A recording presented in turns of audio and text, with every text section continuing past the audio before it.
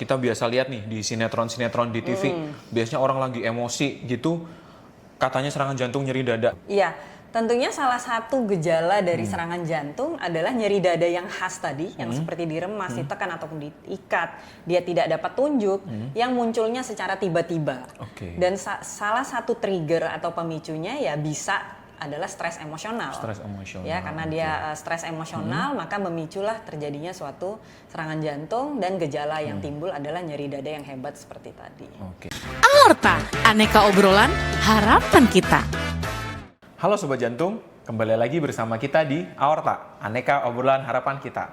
Nah, pagi ini kita sudah bersama dengan salah satu dokter jantung di Rumah Sakit Jantung dan Pembuluh Darah Harapan kita, yang beliau berkecimpung di dunia intervensi, yaitu dengan Dr. Hana Soraya, spesialis jantung pembuluh darah konsultan. Selamat pagi, Dok. Selamat pagi, halo Sobat Jantung. Gimana kabarnya, Dok? Alhamdulillah pagi ini baik. Lagi sibuk banyak nge-cat?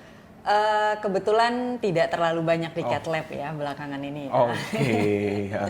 Nah, untuk segmen yang sekarang ini, Dok, kita kembali lagi membahas terkait nyeri dada, Dok. Dan penyakit jantung koroner gitu.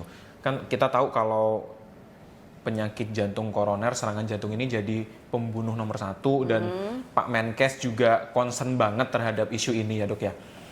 Dan orang-orang biasa mengasosiasikan antara orang kalau kena serangan jantung pasti itu tuh dengan presentasinya nyeri dada. Nah, yang mau kita tanyakan nih, Dok, apakah setiap nyeri dada itu pasti serangan jantung, Dok? Ya sebelumnya sebenarnya untuk nyeri dada sendiri kita tahu bahwa di rongga dada kita ini banyak organ ya, tidak selalunya hanya jantung. Jadi ada paru di situ, ada tulang dan juga ada otot yang menyelimutinya. Sehingga kalau ada orang datang dengan nyeri dada, maka kita harus lihat dulu gejala nyeri dadanya seperti apa, kualitasnya seperti apa, dan yang juga lebih penting lagi terjadinya pada profil pasien yang mana.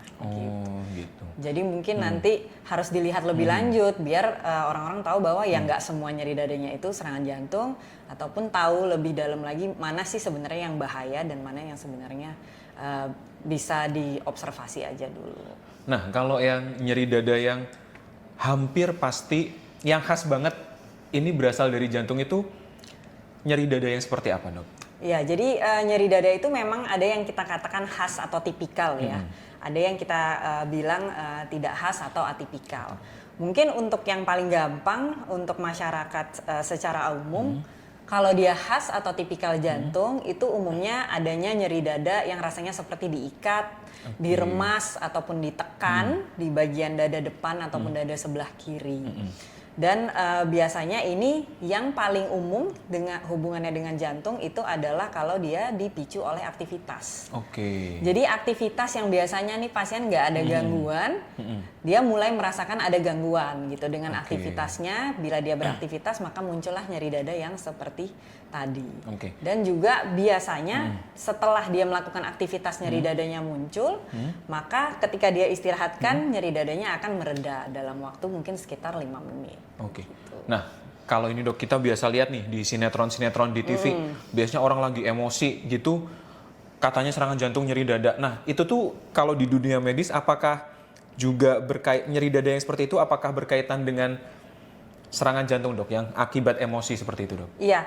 Tentunya salah satu gejala dari serangan jantung adalah nyeri dada yang khas tadi, yang seperti diremas, ditekan ataupun diikat, dia tidak dapat tunjuk, yang munculnya secara tiba-tiba.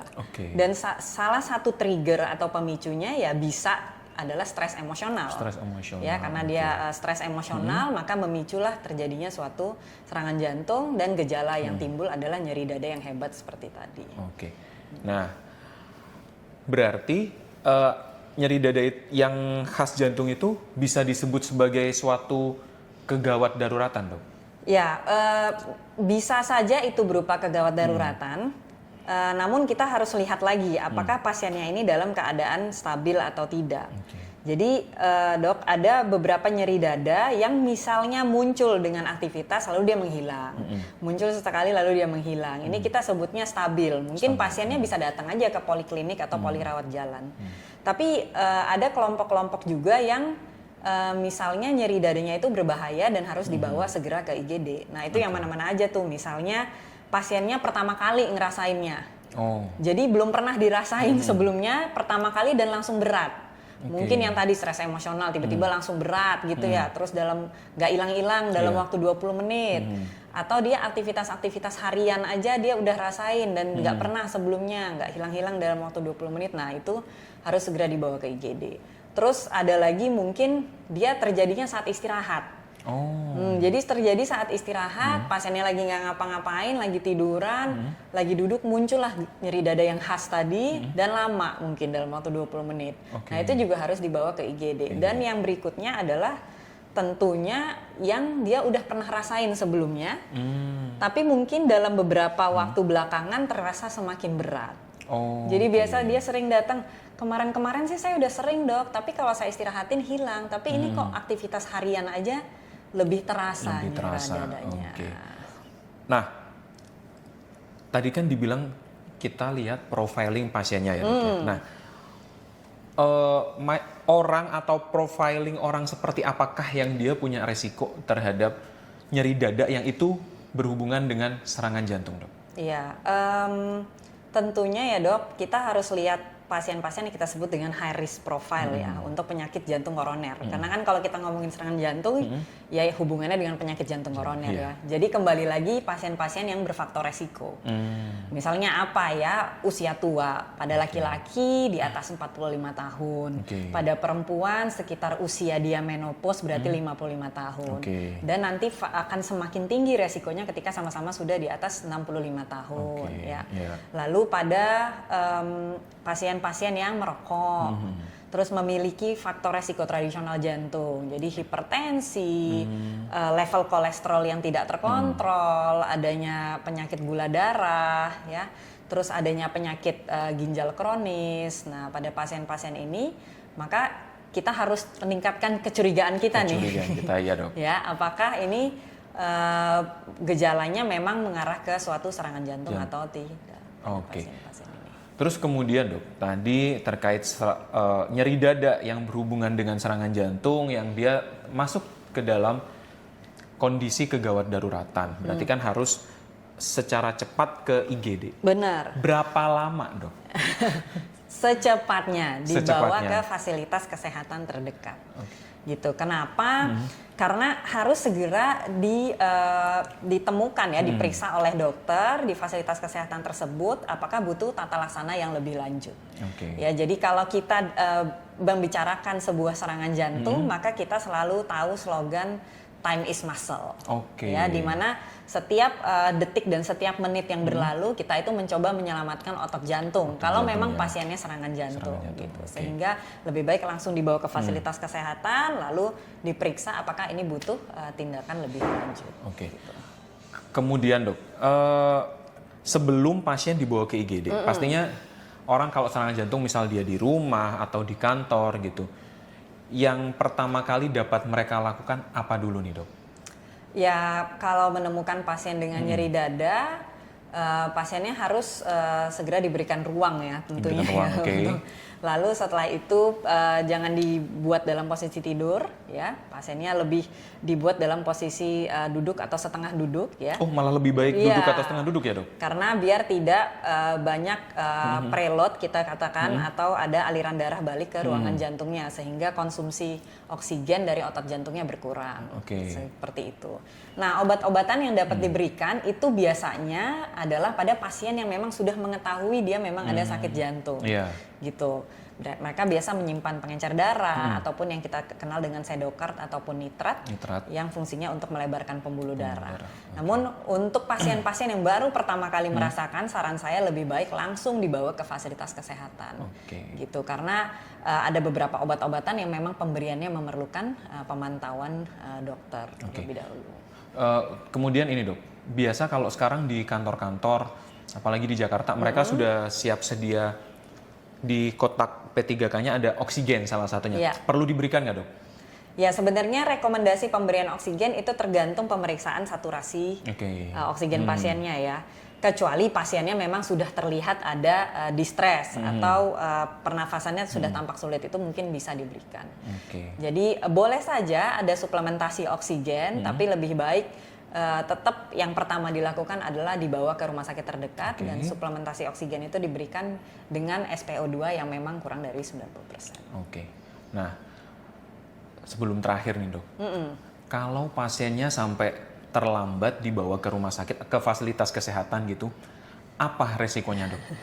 Ya, kembali lagi kenapa kita harus segera bawa ke fasilitas kesehatan tadi dok, karena yang kita takutkan atau yang kita khawatirkan ini adalah serangan jantung. Serangan jantung itu ada ringan, ada sedang, dan ada serangan jantung yang berat.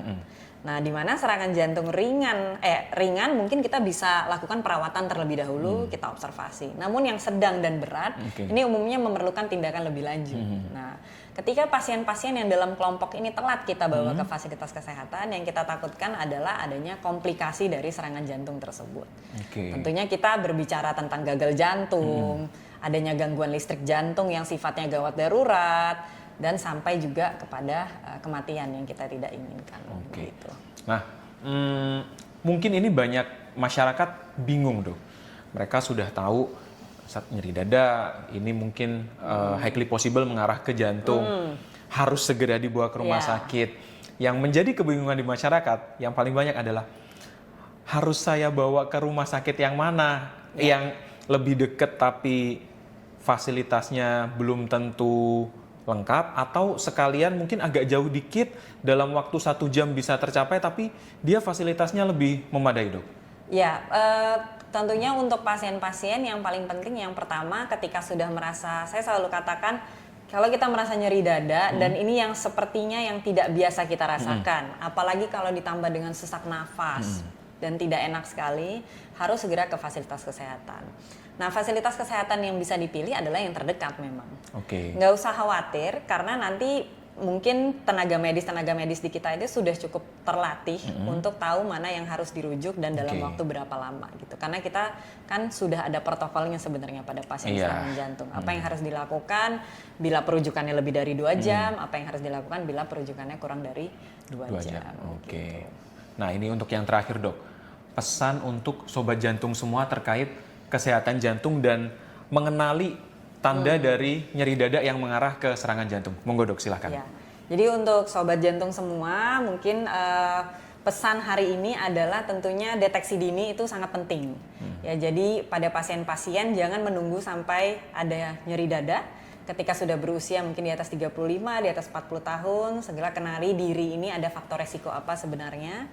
Sehingga nantinya kalau ada gejala muncul, kita bisa tahu itu ke arah mana sebenarnya. Baik. Terima kasih Dokter Hana sudah nyempetin waktu datang ke Aorta buat bagi-bagi ilmu, bagi-bagi informasi ke saya, ke sobat jantung semuanya. Baik sobat jantung, segmen kali ini sudah cukup. Nanti kita akan kembali lagi di segmen-segmen selanjutnya dengan menceritakan hal-hal terkait penyakit jantung dan pembuluh darah. Sampai jumpa. Sampai jumpa.